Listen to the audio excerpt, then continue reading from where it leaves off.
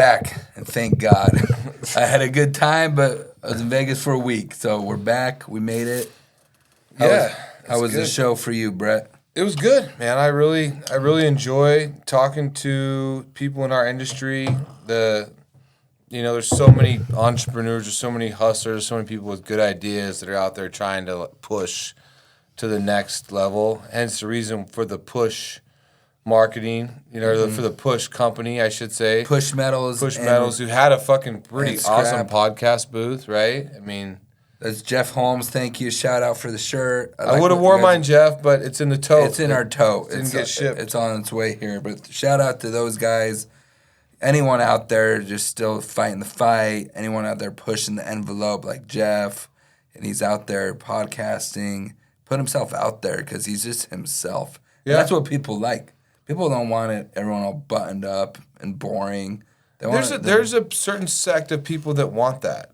Give it to them. If that's you, but don't, you know what I mean? Like, if that's your style, then do that, If you're not that style and then you try and go that route, people are going to see through you, right? You're right. And that works both ways, too. Yeah. If you're not that guy, but you try to be punk rock, but you're more, choir type of guy. It's going to be a tough sell, But people like opera.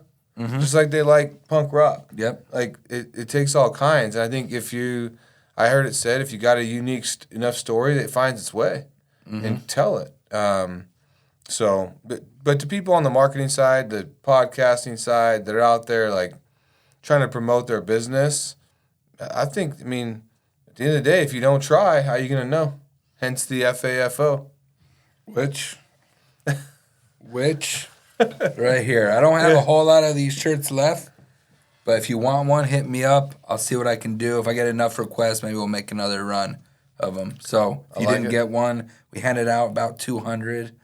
They seem real popular. The message, tell everyone what that message means to you. It might mean something different to everyone else. To me, fuck around and find out is, how will you ever know what you're capable of if you don't try, right? And whether that's on the marketing side, whether that's on the business side, whether that's on your personal side. If you've always wanted to run a marathon, but you don't know if you can, then start walking and then start jogging and then start run a mile and then run 2 and then run 5 and then run 10 and then see if you got it in you, right? But it's the same thing. Like we talk about on the marketing side is scrap it's like water. It finds its way, right? The only way to get more scrap is to dam the water somewhere. And the only way to dam the water off, to dam that fucking river off and get to flow to you, is to create enough attention that people start recognizing you as the premier recycling company in your geography, right? That's how you're gonna get a shake. That's how but it takes attention, it takes effort, it takes marketing, branding, all the above, and your willingness to put yourself out there and truly fuck around and find out what's possible. That's what it means to me. And on the flip side of that, I talked to so many people at the show that were like, they own 2 to 5 yards, and they wanted to grow. I said, "What are you doing for marketing?" "Not much." I said, "Okay, well, do you have competitors?" Everyone, "Of course I have competitors. We all have competitors." "What are they doing for marketing?" "Not much." That's where I said, well, if you fuck around, you will find out. They might beat you. Yes. Do you want to be the first or the last to it? Because if you're not the first, playing that catch-up game is going to be a real bitch, It is. And I preach that because I mean it and I believe it because we've done it. And whether that means you use us or you use somebody else, the reality of it is do you want to see your competitor take market share in any business, demo business, fucking window making business? Do you want to see your competitor, your direct competitor, take business from you? If the answer is no, then what are you doing about it? And that's what it is. If you're not doing anything about it, then that's on you, man. Because if you're not doing anything about it and you're an upper-level manager, an owner, who's going to give a fuck more than you? So if you're not, setting that bar, what are you doing? If you're not growing, you're dying. So, and if you're good to just stay here and slowly die, that's to each their own, Yeah. That's fine. But we're not okay with that. And that's why we've done what we're doing. and we're trying to share it with people. And like Brett said, if it's just yourself you're using, a different company, just do something. It doesn't have to be with us. But you got to push, man. Gotta do something. Okay, markets. We had a good week, man. Yeah. Copper, everything's looking Copper good. ripped. It hit 250 or 450. 450, yeah. Yeah, 450. It hit. I mean, It's silver still hanging out. Yeah, silver too. and gold came off today, but then silver ripped last week. I mean, platinum palladium had a pretty healthy week, and then it came off towards the end. Aluminum stayed strong.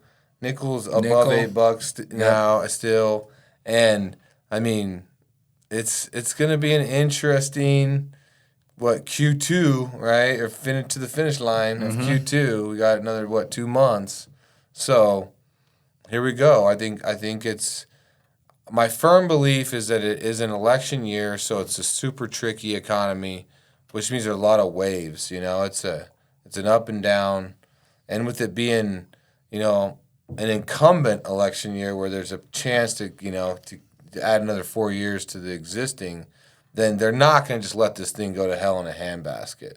Mm-hmm. You might buckle up for 2025 if there's a big change at the top. But even then, that's when your best deals are found. That's when your most opportunities are scrounged up, when everybody's, running for the And that's when your hand's forced to be smarter. Like, you should always run your business as most efficient as you can. Yeah. But when the economy's shit and the prices are shit, it really does make you think, well, could we save money here?